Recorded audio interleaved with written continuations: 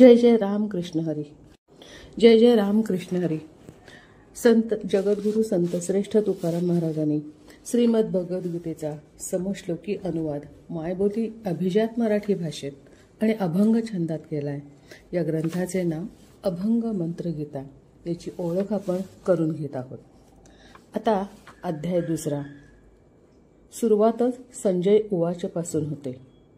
आपण त्याचा आता 71वा श्लोक आणि अभंग याचं वाचन करूया. विहाय कामान यस सर्वान पुमान चरति निस्पृहः निर्ममः निरहंकारः सह शांतीम अधिगच्छति. आणि अभंग आहे.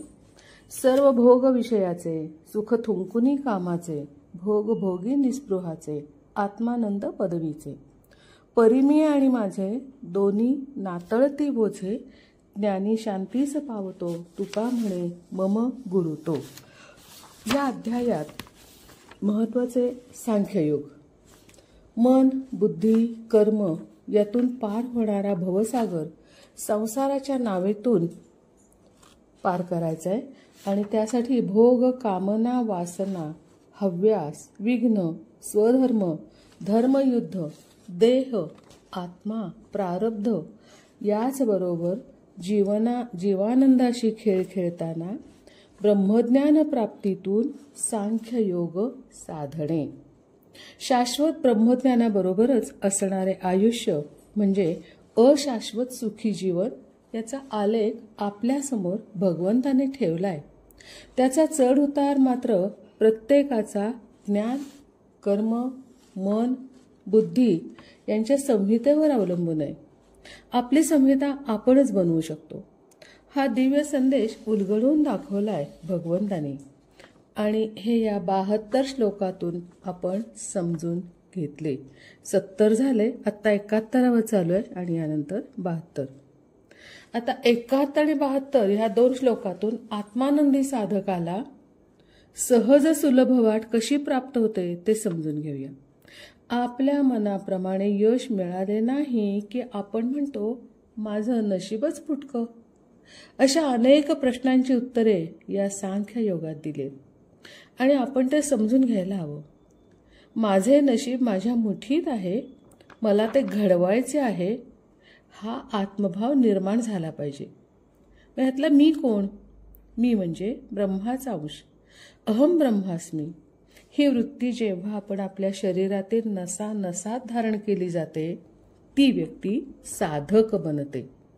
अशा साधकांना ब्रह्मज्ञान प्राप्त होतेच, पण आनंदी जीवनही सहज साधता येते. यासाठी जात पात लिंग वय किंवा ओळखपत्र किंवा कुठला फॉर्म भरायचा आहे हे काहीही नाही. मी म्हणजे ब्रह्म आणि याचे बीजारोपण झाले आहे ते दुसऱ्या अध्यायामध्ये. आता त्याला पालवी फुटू लागली बीजारोपणानंतर की तुम्ही या आनंदी सुखी वाटेने पांथस्त झाला असं म्हणायला हरकत नाही. काहींना अनुभवही आला असेल. अशी आनंदी जीवनाची मार्गदर्शक गीता. आता या गीतेचं बीज या दुसऱ्या अध्यायात पेरलं गेलं आणि त्याला पालवी फुटली आणि त्याचा वृक्ष झाला तो पुढील 15 अध्यायात. आधीचे 2 हे 15 आणि आता शेवटचा 18व्या अध्यायात पुन्हा याचं सार. हे सगळं आपण पाहायचंच आहे. आता फक्त दुसरा संपतोय. दुसरा संपवण्यासाठी 71वा श्लोक आणि अभंग 116वा पाहूया. एषा ब्राह्मी स्थितिः पार्थन एनाम प्राप्य विमुह्यति स्थित्वा अस्याम अंतकाले अपि ब्रह्म निर्वाणम रुच्छति. अभंगात तुकाराम सांगतात, हे तो ब्रह्मेची राहाटी पाहे पार्था ज्ञान दिठी इचे घर पावलिया मोह शिवेना हृदया अंत झाला इच्या संगी सायुज्यास पावे अंगी तुका म्हणे वाट केली सुलभते नीट. आता थोडासा आपण अर्थ बघूया. सर्वांचा प्रतिनिधी अर्जुन आणि त्याला श्रीकृष्ण सांगतात, शारीरिक, मानसिक, भावनिक भोग आणि भौतिक सुविधा या सर्वांचा पूर्ण त्याग कर. यातलं माझं काहीही नाही असं स्वतःला बजाव. मी आणि माझे हे 2 शब्द आठवूच नकोस. बाजूला फेकून दे. कारण जे नको ना ते आपण फेकतो, तसे मी आणि माझे हे 2 शब्द फेकून दे. तसं परी मी आणि माझे दोन्ही नातळती ओझे, हे असं केलं तर त्यामुळे तुझ्या डोक्यावर, मनावर असलेलं कर्तव्याचं, जबाबदारीचं ओझं अलगदपणे गळून पडेल. तुला हलकं फुलकं वाटू लागेल. अशावेळी भोग, लालसा, मीपणा, अहंकार हे सर्व डोक्यातून, बुद्धीतून, मनातून, कामातून बाहेर काढण्यासाठी स्वज्ञानाचा वापर कर. आत दबलेला, म्हणजे हे सर्व असताना, मनात असताना त्याच्या खाली दबलेला होता तो आत्मानंद. आता हे जेव्हा तू डोक्यातून बाहेर काढशील तेव्हा त्याचा दबलेला आत्मानंद सहजपणे बाहेर पडेल आणि मग तुला जाणवू लागेल की सुख, समाधान, शांतता, आत्मानंद तुझ्या भोवतीच फेर धरतील. भोग भोगी निस्पृहाचे, आत्मानंद पदवीचे. अशा साधकाला तुकारामांनी श्रेष्ठ पद दिलं, ते गुरु शब्दाने. अशा ब्रह्मानंदात जो रममाण होईल तो माझा गुरु, असे तुकाराम सांगतात. ज्ञानी शांतीस पावतो, तुका म्हणे मम गुरु तो. गुरु कसा असावा याचे ज्ञान, वर्तन, गुरुस्थानाचा महिमा या अभंगात वर्णन केलाय.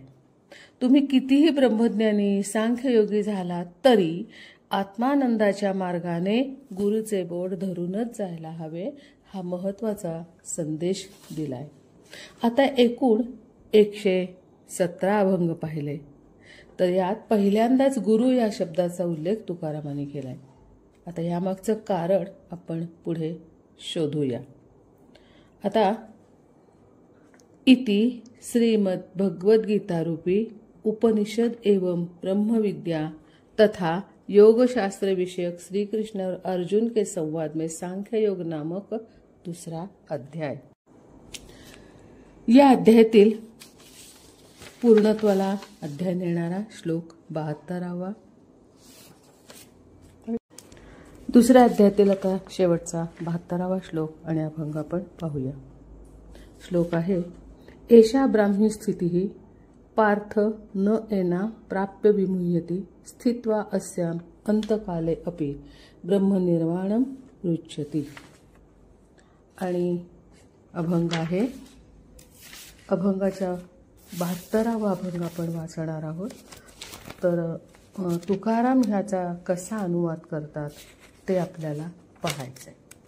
ह्यामध्ये हे तो ब्रह्मीची राहटी, पाहे पार्था ज्ञान दिठी, इचे घर पावलिया, मोह शिवेना हृदया, अंत झाला इच्या संगे, सायुज्यास पावे अंगी, तुका म्हणे वाट, केली सुलभते नीट. तर थोडा अर्थ बघूया आपण. गीतेच्या अध्यायातील सर्वात मोठा आणि गूढ गाभा असणारा अध्याय सांख्य ज्ञानाचं पेवच जणू. पेवात उतरताना आधी कंदील सोडावा लागतो, ऑक्सिजन पाहावा लागतो आणि अंदाज घेऊन पेवात उतरलं की त्यातील जपून ठेवलेले, सुरक्षित ठेवलेली, मग ती हळद असेल, हळकुंड असतील किंवा आणि काही धान्य असेल किंवा सोनं नाणं असं काही असेल, तर तसंच अशा या गीतेचं पेव असलेल्या, गीता समजून घ्यायची आहे त्यांना ही भूमिका घट्ट धरून गीतेच्या पेवात उतरले की सांख्य ज्ञानाचा गूढार्थ प्राप्त होतो. हा श्लोक व अभंग श्रवण करूया आणि पेवातून बाहेर पडूया. निसर्गाची शक्ती आणि परमेश्वराची भक्ती यातून जगाचा म्हणजेच ब्रह्माचा रहाट कसा चालतो. हे तो ब्रह्माची राहटी, पाहे पार्था ज्ञान दिठी. ही झालेली ज्ञानप्राप्ती कर्मात आली का, हा प्रश्न अर्जुनही स्वतःला विचारेल तसा आपणही आपल्याला विचारला पाहिजे. जगरहाटीप्रमाणे हे शरीर म्हणजे आत्म्याचे घर. आत्मा हा ब्रह्मांश. याचे चिकित्सक ज्ञान देहरूपी घरात भरून पावले असेल तर शरीराचा कण अन कण ब्रह्मस्थितीतच असेल ना, तर मी माझं माया, लोभ, मोह, मद, मत्सर इत्यादीचा स्पर्शही तुझ्या हृदयाला होणार नाही. इचे घर पावलिया मोह शिवेना हृदया. आता हृदय म्हणजे सर्व शरीराचा कंट्रोलर, चालक मालक सर्व काही तेच. आणि वासनेचा स्पर्श हृदयाला नसेल तर ब्रह्मज्ञानी हृदयासमोर सायुज्य मुक्ती म्हणजे ब्रह्मज्ञानी आहे त्याला वासनेचा स्पर्श हृदयाला नाही झालेला, आणि अशा हृदयासमोर सायुज्य मुक्ती अंथरली जाईल, पायघडी घातली जाईल. अंत झाला इच्छा अंगी सायुज्यता पावे अंगी. सलोकता, स्वरूपता, समीपता, सायुज्यता या चार मुक्तीच्या 4 पायऱ्या. यातील सायुज्यतेचे सर्वोच्च स्थान प्राप्त होणे म्हणजे परमेश्वराशी एकरूप होऊन अद्वैत भावनेने जगणे. भवरोगातून मुक्त होणे. सर्व ब्रह्मज्ञान प्राप्ती झाले पण द्वैतातून कर्म घडले आणि भवरोगाने ग्रासलेले म्हणजे द्वैत भावनेतून जर आपण कर्म करत असू, द्वैत भावना पुन्हा पुन्हा उफाळून वर येत असते, तसं जर झालं तर भवरोगाने ग्रासलेले शरीर आणि त्रासलेले मन शांत होत नाही. त्यासाठी आता भवरोग झाला असेल तर कितीही केस पेपर काढा, कारण भवरोग हा आपला जो काही हे दाखवायचं आहे शरीराच्या एखाद्या ह्याच्यातून की मी भवरोग आहे असं काही कुठे सांगता येत नाहीये, पण तो मात्र काही ना काही शरीरात व्याधी घडवून आणतो. आणि मग त्यासाठी डॉक्टरकडे जायचं, केस पेपर काढायचा, रिपोर्ट आणायचे, तपासण्या करायच्या. पण शेवटी डॉक्टर सांगतात की आता तुम्ही देवावर विश्वास ठेवा. ब्रह्मज्ञानाने भारलेले शरीर अद्वैत भावनेने जगत असेल तर तो जीव आनंदी, उत्साही, निरोगी जीवन जगतो. म्हणून तुकाराम सांगतात, तुका म्हणे वाट केली सुलभते नीट. इथे गाथेतील एक ओळ आठवते. तुका म्हणे केली सोपी पाय वाट, उतरावया भवसागर रे. खेळ मांडी येला वाळवंटी काठी, नाचती वैष्णव भाई रे. ओम तत्सदिति श्रीमद्भगवद्गीतासु उपनिषत्सु ब्रह्मविद्यायां योगशास्त्रे श्रीकृष्णार्जुन संवादे सांख्ययोगो नाम द्वितीयोऽध्यायः.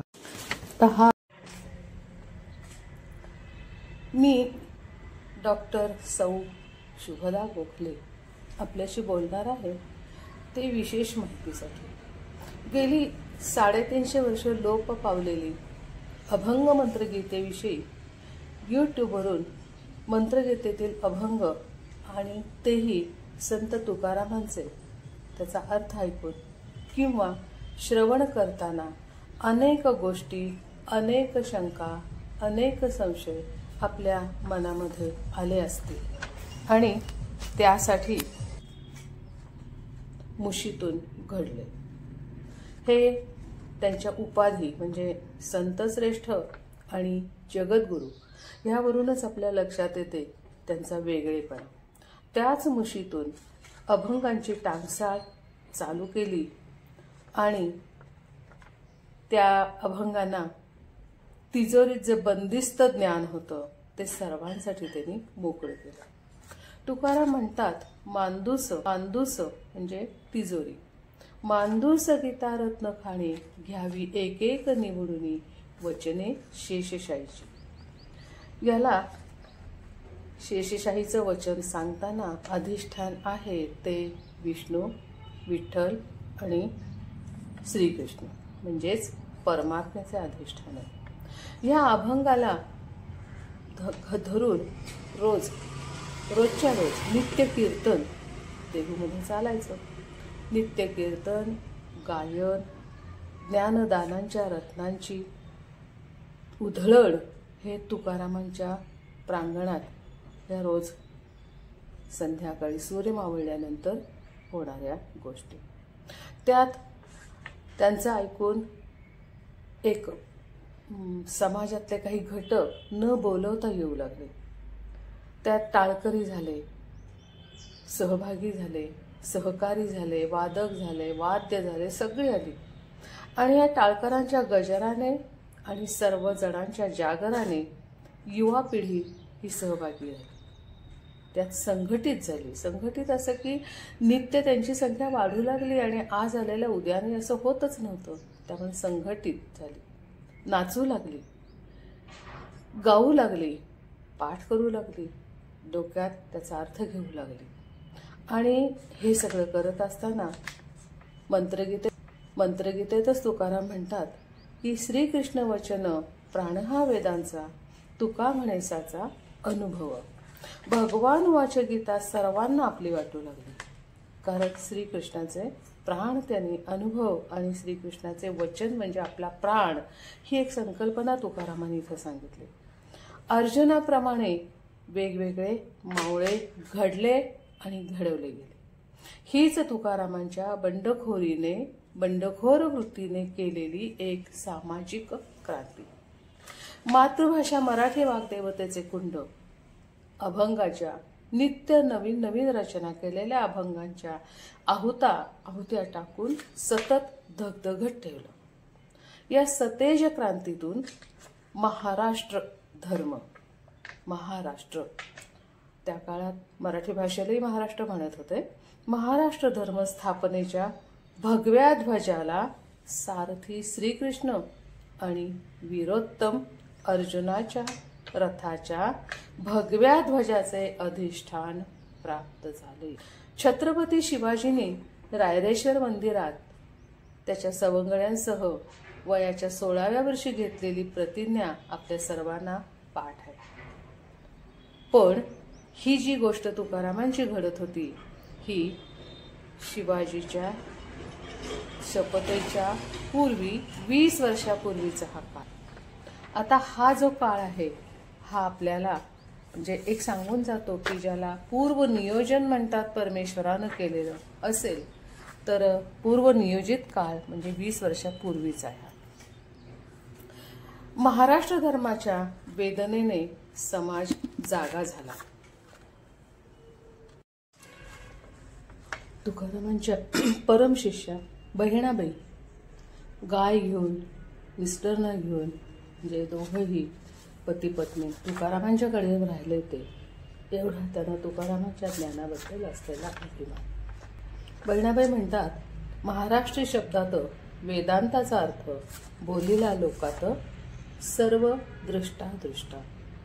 महाराष्ट्री शब्दात वेदांताचा अर्थ बोलीला लोकार्थ दृष्टा. महाराष्ट्र धर्मशक्ती प्रेरित करणारा दिव्य ग्रंथ म्हणजेच अभंग मंत्रगीता. याला अकारण मेख मारली गेली ती हा ग्रंथ तुकारामांनीच इंद्रायणीला अर्पण करावा. या आदेशाने तुकाराम महाराज म्हणतात, इंद्रायणीला हा ग्रंथ वेदांचा अर्थ सांगणारा ग्रंथ मी अर्पण करेन. वेदांचा तो अर्थ आम्हासीच ठावा, येरानी वहावा भार माथा.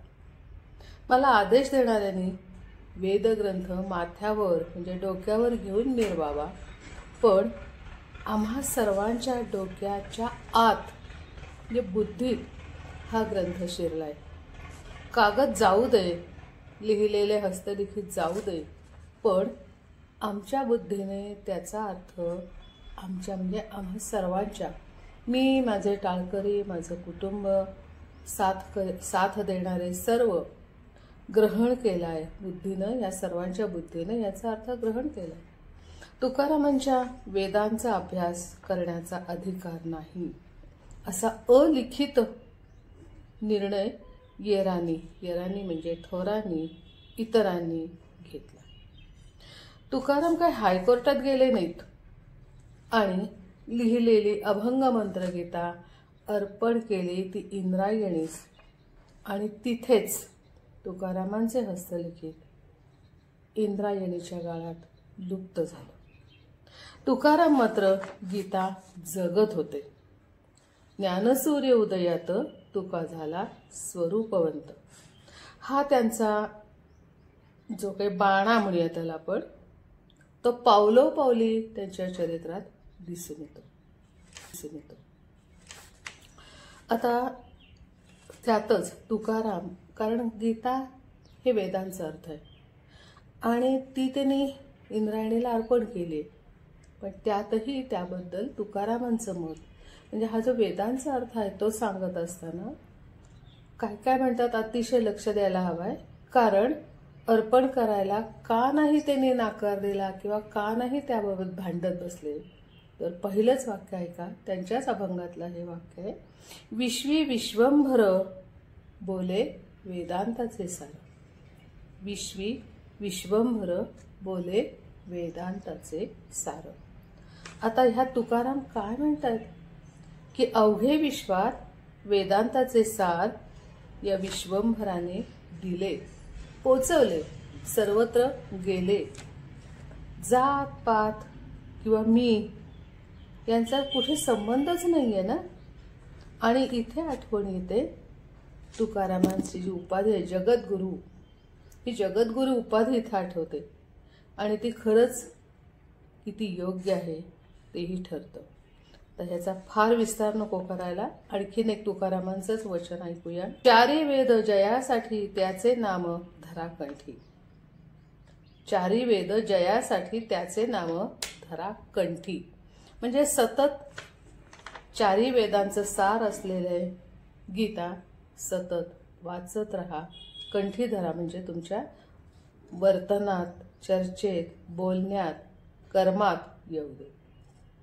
आणखीन एक अभंग सांगितलंय तुकारामांच्याच अभंगातलं एक वाक्य बघा. शास्त्रांचे ते सार वेदांची ती मूर्ती. शास्त्रांचे ते सार वेदांची ती मूर्ती, तो माझा सखा प्राण सखा. तो माझा सांगाती प्राण सखा. तो प्राण सखा म्हणजे कोण आहे, वेदांची मूर्ती.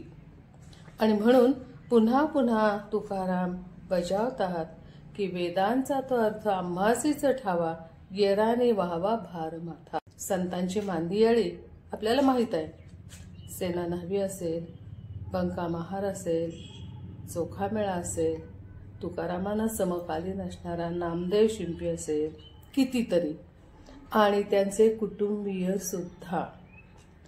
आता अभंग सर्वजण रचत होते.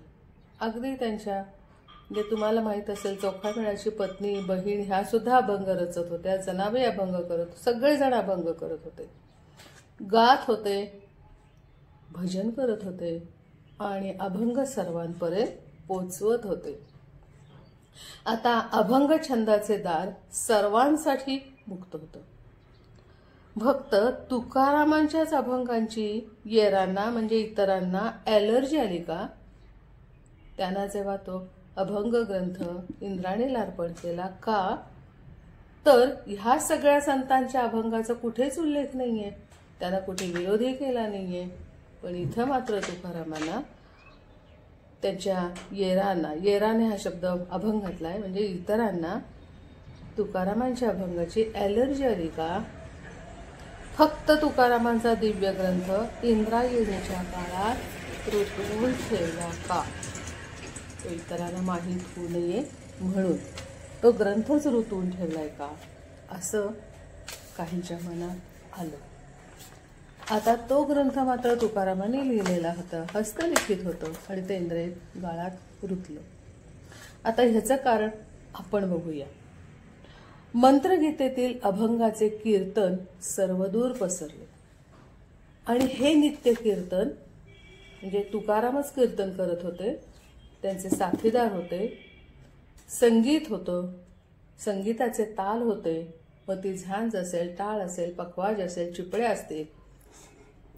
भगवान वाच भगवद्गीता सर्वांपर्यंत पोचू लागली आणि वेदांचा अर्थ समजल्याने कीर्तनाच्या माध्यमातून आणि अभंगाच्या पाठांतरातून सर्वसामान्य शहाणे होऊ लागले. शाश्वत सत्य सर्वांना समजले आणि शाश्वत सत्य असलं तरी ते सुद्धा कुणीतरी सांगत नाही तर भगवान वाचवतं. आता हे भगवान वाचा सर्वांच्या कानात मनात पोचलं. अर्जुनाप्रमाणे तत्कालीन युवा पिढी महाराष्ट्र धर्माने प्रेरित झाली.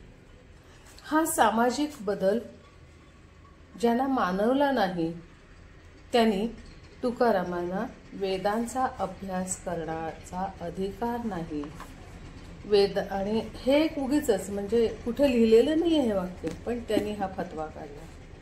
आणि वेदांचे सार असणारी मंत्रगीता इंद्रायणीत बुडवण्यासाठी ह्या वाक्याची दर्पोक्ती केली. आणि तिथेच तुकाराम अर्पण केलेले इंद्रायणी म्हणजे त्यांचा प्राणसखा त्याला अर्पण केलं आणि म्हणून ते त्या इंद्रायणीच्या काठी बसून राहिले. आता किती दिवस राहायचं त्यांना आधी ठरवलेलं नव्हतं, पण 13व्या दिवशी जे सगळे देहूकर होते आणि कोणी साथीदार होते, त्यांचे टाळकरी होते, वारकरी होते, हे सगळे एक ग्रंथ डोक्यावर घेऊन वाजत गाजत तुकारामांपर्यंत येऊन पोचले. आणि तो ग्रंथ कोणता होता तर एक होता अभंग मंत्रगीता आणि दुसरं तुकारामांचे संकलित अभंग. सततच तुकारामांचे अभंग चालूच होते. आधी आपण पाहिलं तसं की टांगसाळ्यातनं जशी सतत नाणी बाहेर पडतात तशी तुकारामांच्या मुखातून सतत अभंग बाहेर पडत होते. तर हे संकलित अभंगाचा एक ग्रंथ आणि अभंग मंत्रगीतेचा एक ग्रंथ असं डोक्यावरनं मिरवत मिरवत वाजत गाजत तुकारामांच्या जवळ येऊन पोचले. तो दिवस तुकारामांचा 13वा दिवस होता. आता इथं ते आले त्यावेळेला तुकाराम मात्र काहीही न खाता पिता एका चिंतन व्यापून निघालेले होते. चिंताग्रस्त तुकाराम इंद्रायणी काठी बसून होते. आता ह्या वेळेत समस्त देहूकरांना एक चिंता लागली की आम्ही ग्रंथ घेऊन आलोय, आता तुकारामांची चिंता दूर झाली. पण ते येईपर्यंत तुकारामांना मात्र असं वाटत होतं की आता ह्या सगळ्या पुढच्या पिढीला माझा मार्ग कीर्तन आणि अभंग मंत्रगीतेतले अभंग घेऊन हा थांबला. आता मी दुसरा मार्ग कुठला शोधू की त्यातनं हा समाज जागा राहायला पाहिजे, जागृत झाला पाहिजे, युवक बनले पाहिजेत मावळे म्हणून किंवा वारकरी म्हणून किंवा अर्जुनासारखे एक सशस्त्र सक्षम असे बनले पाहिजे. काय करावं? आणि पुन्हा अभंग तर चालूच होते आणि संकलित अभंगाची जी गाथा होती ते अभंग घेऊन तुकारामांचा पुन्हा जनजागृतीसाठी चालू झाला ते कीर्तन. आता या ठिकाणी फक्त कीर्तनात बदल झाला, पण ती जी कीर्तन होती संकलित कीर्तन त्या सगळ्याचा पाया किंवा बेस ज्याला म्हणतात तेही गीतेचंच होतं. त्यामुळं पुन्हा तोच आधार घेऊन तुकारामांचं कार्य चालू आहे. आता ह्या इथं अर्पण केलेल्या मंत्रगीतेच पुन्हा मात्र त्यांनी केला नाही, कारण त्याने तो अर्पण केला. आता जो माझा नाही, जो मी अर्पण केलाय त्याचा उल्लेख पुन्हा करू मी असं म्हटलं आणि पुन्हा त्यांनी मंत्रगीतेचा उल्लेख कुठेही केलेला नाही आहे. पण वेदांचा मात्र सगळी तत्व त्यांनी आपल्या अभंगात वापरली. आता या ठिकाणी त्यांची जी परमशिष्या बहिणाबाई ही काय म्हणाली हे अतिशय महत्वाचं आहे, कारण ती सदैव त्यांच्या बरोबर होती. त्यांचं रोजचं जे काय एक एक शब्द म्हणजे एक एक मंत्र असायचा आणि तो ती ग्रहण करत होती. एकही शब्द, एकही वाक्य, एकही अभंग तिनं ऐकला नाही असं घडलेलं. आता इथं बहिणाबाई काय म्हणते ते बघूया. तिच्याच अभंगातल्या एक एकच ओळ घेतली आपण आता इथे. पहिलं बघा. तुकाराम वेद बुडता जो देखसी, तुकाराम वेद बुडता बुडता जो देखसी, जली ठाकलासी देखोनिया, जली ठाकलासी देखोनिया. इंद्रायणी काठी बसून राहिली. आता दुसऱ्या अभंगातले एक वाक्य घेऊया, एक चरणी बघूया. महाराष्ट्री शब्दात म्हणजे मराठी भाषेला पूर्वी महाराष्ट्री म्हटलं जायचं ना. महाराष्ट्री शब्दात वेदांताचा अर्थ बोलीला लोकात सर्व दृष्टा दृष्टा. महाराष्ट्र शब्दात वेदांताचा अर्थ बोलीला लोकात म्हणजे सर्वांपर्यंत पोहोचवलं, सर्व दृष्टादृष्टा म्हणजे त्यांना अगदी काय म्हणू आपण समक्ष असं पोहोचवलं. आता आणखीन एक अभंगातला एक अर्थ बघूया. संपूर्ण तुकाराम आणि वेद हे जसं तुकारामांचे शब्द होते तेच शब्द बहिणाबाईच्या अभंगात येतात. तुकोबांची कथा वेदातील अर्थ यावे माझे चित्त समाधानी. तुकोबांची कथा वेदातील अर्थ पावे माझे चित्त समाधान. आणखीन एक अभंग आहे, मोठा आहे अभंग, तो जवळजवळ 13-14 ओळीचा अभंग बहिणाबाईंनी केलाय. पण एवढा आपण आता घ्यायला नको, आपल्याला वेळेची मर्यादा आहे. पण त्या अभंगातल्या 3 ओळी आपल्याला अतिशय महत्वाच्या आहेत आणि त्या लक्ष देऊन ऐकल्या पाहिजेत. त्यातला अभंग पहा. अभंगाचे गुरुस्थानी मानले तुकारामाने त्यांनी त्या अभंगात, त्यामुळे तो आपण ऐकूया. ठेवून या कर मस्तकी बोलीला मंत्र सांगितला कर्णरंध्री. ठेवून या कर मस्तकी बोलीला मंत्र सांगितला कर्णरंध्री. म्याही पायावर ठेविले मस्तक, म्याही पायावर ठेविले मस्तक. दिधले पुस्तक मंत्र गीता, दिधले पुस्तक मंत्र गीता. बहेणी म्हणे कृपा सद्गुरूची, बहेणी म्हणे कृपा सद्गुरूची. तुकारामेसाची पूर्ण केली, तुकारामेसाची पूर्ण केली. त्यांच्या मनाप्रमाणे त्यांना गुरुग्रह मिळाला, गुरुपदेश मिळाला आणि गुरूंकडे मोठा सुंदर ग्रंथही मिळाला. त्या काळात भाषेचा मराठ किंवा महाराष्ट्री असा उल्लेख केला जायचा. आता आपण हे तुकारामानं समकालीन असणारे बहिणाबाईचा अभंग बघितला, तुकारामांच्या पण अभंगातल्या गेवळी बघितल्या. आता आपण एक 3 ते 4 ओळीचा परिच्छेद पाहणार आहोत. तो आहे प्राचीन साहित्यातील भारतीय इतिहास संशोधन मंडळाच्या हस्तलिखितातून तो आढळून आलेला आहे. संदर्भ आहे मंत्रगीतेचाच आणि म्हणून त्या 1-2-3 ओळी आपण ऐका, कारण त्या मराठी भाषेतल्या आहेत, समजून घ्या. पहिल्यांदा टिंब आणि मग त्याचा अर्थ प्रत्येक शब्दाचा समजून घ्या. त्याचा आणि कंसात आहे गीता संग्रहाचा कंस पूर्ण अर्थ बहुत सखोल. पुन्हा टिंब त्यातील अर्थबोध, त्यातील अर्थबोध न हो तेव्हा श्रीहरीने, त्यातील अर्थबोध न हो तेव्हा श्रीहरीने. पुन्हा टिंब लोकात देहूकर तुकाराम हा अवतार धारण करून 700 मुख्य श्लोक अवतार धारण केला. कुणाचा? देहूकर तुकारामांचा. कुणी? तर 700 मुख्य श्लोक श्री व्यासकृत आणि त्यावर 700 अभंग अर्थबोध मराठ भाषेत जन उद्धारास्तव व कंसात आहे बना जन उद्धारास्तव केले. हे आपल्या संदर्भापुरत्या 3 ओळी आपण पाहिल्या आहेत. आता असे उल्लेख प्राचीन साहित्यात आहेत. त्यानंतर नंतरच्या काळात सुद्धा कितीतरी संत साहित्याचे उपासक, गीतेचे उपासक यांनी अनेक ग्रंथ प्रकाशन केले. पण त्यामध्ये सुद्धा हा जो मंत्रगीतेचा उल्लेख आलेला आहे, त्याचबरोबर आता शिळा प्रेस प्रिंटिंग होत होतं, त्यासारखी छपाई नव्हती. शिळा प्रेस म्हणजे खूप मागं जावा तुम्ही, 200 वर्षापूर्वी, 250 वर्षापूर्वी, 300 वर्षापूर्वी.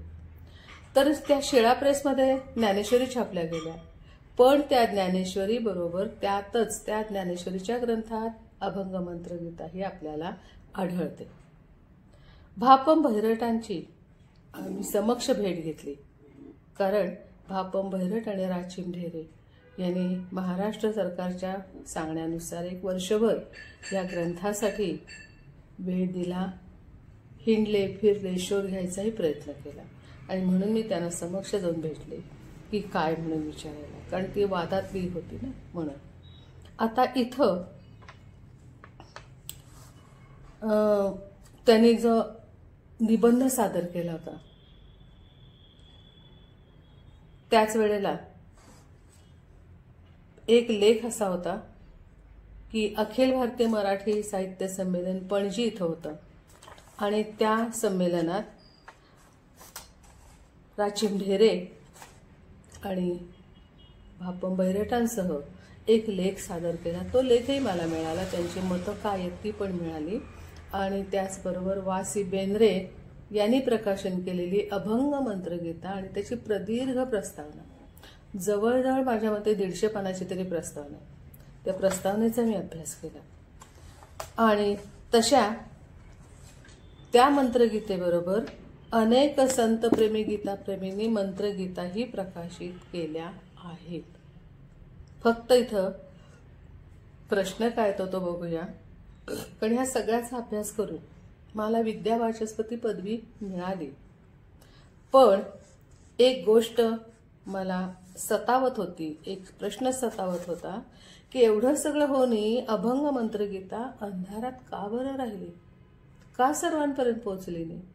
आणि म्हणून माझ्यासारखी एखादी जेव्हा आता तुम्हाला युट्यूबवर मंत्रगीतेचा अर्थ सांगते तेव्हा तुमच्याही मनात अनेक प्रश्न असे येत असतील. त्याचाच आपण पाहतोय, शोध घेतोय. त्याचा शोध घेत आपण इथपर्यंत आलोय.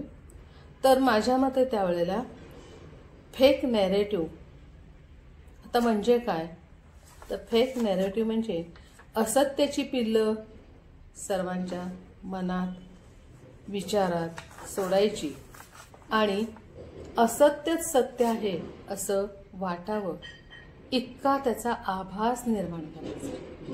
हे असत्य सत्य आहे न सांगता त्याची पिल्लं सोडायची आणि सतत त्याचा असा काही आवेश आणायचा की अरे खरं वाटतं, सांगतात ते खरं आहे आणि अशा आहे ना सत्य आहे ते झाकलं जायचं आणि त्याला म्हणायचं फेक नॅरेटिव्ह. आज आपण राजकारणात पाहतच आहोत, अनुभवतो आहोत. तर त्या काळी राजसत्तेच्या आधाराने, कारण राजसत्तेला तेव्हा वेदही नको होता, संतही नको होते आणि समाज जागृती तर त्याहून नको होती. मावळे तर अजिबातच बनवायचे नव्हते त्यांना. त्यामुळं त्या काळच्या राजसत्तेच्या आधाराने समाजकारणात फेक नॅरेटिव्हचा वापर केला गेला. फेक नॅरेटिव्ह आपण मगाशी बघितलं ते म्हणजे सत्य झाकून ठेवायचं आणि असत्याचा प्रचार वारंवार सर्वत्र करत राहायचं आणि मग तेच खरं वाटू लागायचं. आता इथं तुकारामांच्या बद्दल अभंग मंत्रगीता तुकारामांची नाही हा फेक नॅरेटिव्ह. कारण इतरांना त्याची ॲलर्जी होत होती ना, त्यामुळे हे सातत्यानं सांगून सांगून सांगून तेच खरं वाटायला लागलं आणि मग त्याबद्दल आणि काही अपवादी उठवायचे, हे असं कसं ते तसं कसं सांगायचं, हे सतत चालूच होतं. तर हे सगळं झालं तुकारामांच्या बाबतीत. आणि आज मला आणखीन एक फेक नॅरेटिव्ह आठवतो, तो म्हणजे तेही असंच घडलेली घटना, ती पण तुकारामांच्याच काळातली किंवा शिवकालीन म्हणावं तर शिवाजीच्या लगेचचीच घटना. ती म्हणजे अतिशय ज्वलंत हिंदू धर्म प्रेरित असे, ज्याला आपण काय म्हणू की छत्रपती शिवाजींचे सुपुत्र संभाजी महाराज. आता छावा पिक्चर निघाल्यानंतर तुम्हाला कळलं की संभाजीचं व्यक्तिमत्व कसं होतं. पण ह्या आधी मात्र जी नाटकं किंवा पिक्चर किंवा जे लोकांच्या मनामध्ये भ्रम निर्माण झाले ते काय होतं बरं, फेक नॅरेटिव्हचाच तो एक परिणाम होता. पण असं कुणीतरी पुढे यावं लागतं आणि हे सत्य प्रकाशात आणावं लागतं. आता हा नॅरेटिव्ह होता, हे दोन्ही नॅरेटिव्ह आपण पाहिले ते जवळजवळ 350 वर्ष फिरत राहिले, तरीही त्याची संशोधन अजूनही चालू आहेत. दुसरी गोष्ट, आता तुकारामांचं चरित्र हे आत्तापर्यंत पाहिलं आणि नॅरेटिव्हही पाहिलं आपण. आता छावामधनं संभाजीचे चरित्र कळते आता आपल्याला. आता जाऊया आपण तुकारामांच्या मंत्रगीतेच्या आत, म्हणजे त्यांची परखड भाषा जी आहे त्याची थोडीशी झलक बघूया. त्या मंत्रगीतेतलेच काही अभंगातलं एक एक चरण मी आपल्याला सांगणार आहे. का तर ते गाथेत नसल्यामुळे आपल्या वाचनात नाहीये, पण ती जी भाषा आहे ते परखडपणा हा तुकारामान एवढा कुणीही करू शकत नाही. आणि तुका म्हणे प्रेत काय जाणे अमृत, तुका म्हणे प्रेत काय जाणे अमृत. दुसरं एक बघा, पार्था षंढ होणे नको लाजीरवाणे, पार्था षंढ होणे नको लाजीरवाणे. तिसरा एक आकडा बघा, तुका म्हणे इहपरी वासनेच्या करीदोरी. आणखीन एक, मेल्या जित्या माझी शोकानदी चित्त तो मान्य पंडित तुका म्हणे, मेल्या जित्या माझी शोकानदी चित्त तो मान्य पंडित. पंडितची व्याख्या कशी आहे बघा आता, तुका म्हणे. तुका म्हणे निंद्य तेथे वंद्य होईना. आता ह्या वाक्याबरोबर आपल्याला तुकारामांच्याच गाथेतलं एक ओळ आठवते, ती म्हणजे निंदकाचे घर असावे शेजारी. म्हणून तुकाराम गीतेत म्हणतात, तुका म्हणे निंद्य तेथे वंद्य होईना. नव्हे गाढ मूढ लोक रंजवणे तटस्थता येणे देहावरी. नव्हे गाढ मूढ लोक रंजवणे तटस्थता येणे देहावरी. प्रेतास भूषणे लग्न नपुसका विधवेस नेटका शृंगारतो. तुकारामांचंच आहे ना भाषा ही. प्रेतास भूषणे लग्न नपुसका विधवेस नेटका शृंगारतो. आणखी पुढे, ज्वाळा निंदेची खडतर पोळी साधूचे जिव्हार. आणखीन एक म्हणजे खरंच ही अशी तुकारामांचे वाक्य, परखड वाक्य ऐकल्याशिवाय तुकारामही आपले वाटत नाही, तर अभंगही आपले वाटत नाही. त्यामुळे पुन्हा एक दोन बघा, वधूचे कुरूप ज्याचे तया सुख पराव्यासे विख होऊ न ठावे. वधूचे कुरूप ज्याचे तया सुख पराव्यासे विख होऊ न ठावे. आणि एक आता एक सांगते आणि थांबूया, कारण असा मग सगळा वेळ ह्यातच जाईल. तर कटू प्रथम औषधी पुढे हारी महाव्याधी. कटू प्रथम औषधी पुढे हारी महाव्याधी. आता ही परखड भाषा आपल्याला तुकारामांचे ऐकल्याशिवाय ते अभंग आपण वाचले, अभ्यासले असं वाटत नाही. प्रेतास भूषणे लग्न नपुसका विधवेस नेटका शृंगारतो. तुकारामांचंच आहे ना भाषा ही. प्रेतास भूषणे लग्न नपुसका विधवेस नेटका शृंगारतो. आणखी पुढे, ज्वाळा निंदेची खडतर पोळी साधूचे जिव्हार. आणखीन एक म्हणजे खरंच ही अशी तुकारामांचे वाक्य, परखड वाक्य ऐकल्याशिवाय तुकारामही आपले वाटत नाही, तर अभंगही आपले वाटत नाही. त्यामुळे पुन्हा एक दोन बघा, वधूचे कुरूप ज्याचे तया सुख पराव्यासे विख होऊ न ठावे. वधूचे कुरूप ज्याचे तया सुख पराव्यासे विख होऊ न ठावे.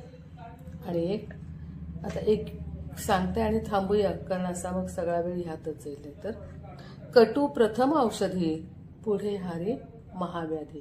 कटू प्रथम औषधी पुढे हारी महाव्याधी. आता ही परखड भाषा आपल्याला तुकारामांचे ऐकल्याशिवाय ते अभंग आपण वाचले, अभ्यासले असं वाटत नाही. आता आपण तुकारामांची भक्ती योग पाहूया. तुकारामांच्या भक्ती म्हणजे आता त्यांचे गुरु, त्यांनी दिलेला मंत्र हे बघूया. तुकारामांचे गुरु बाबाजी चैतन्य. रामकृष्ण हरी मंत्र ह्या गुरुनीच तुकारामांना दिला. तुकारामच आपल्या अभंगात सांगतात, त्यांनी त्यांना स्वप्नातून दिलं होतं, पण त्याचं वर्णन मात्र तुकारामांनी केलंय. बाबाजी आपुले सांगितले नाम मंत्र दिला रामकृष्ण हरी. बाबाजी आपुले सांगितले नाम मंत्र दिला रामकृष्ण हरी. आता याचं वैशिष्ट्य म्हणजे हा जयघोष ज्ञानेश्वरीपासून आत्तापर्यंत आलाय. वारीत आलाय, वारकऱ्यांच्यात आलाय, एकादशीला आलाय, विठ्ठल मंदिरात आलाय. तर ह्या जयघोषाला म्हणजे रामकृष्ण हरी हा जयघोष होत होता, पण त्याला मंत्राचं अधिष्ठान तुकारामांनी मंत्रगीतेतून दिलंय. आणि त्याला मंत्र हे काय म्हणू, त्याला प्रमोशन म्हणा, उच्चस्थान म्हणा, वरिष्ठ म्हणा, असं जयघोष असणं हे वेगळं आणि मंत्र असणं हे वेगळं. त्याचं वरचं स्थान त्याला दिलंय. तर रामकृष्ण हरी याचा मंत्र बनला. तुकारामांच आपल्या अभंग मंत्रगीतेतल्या एका अभंगातली ओळ बघा, निग्रह मनाचा चित्तात निष्काम.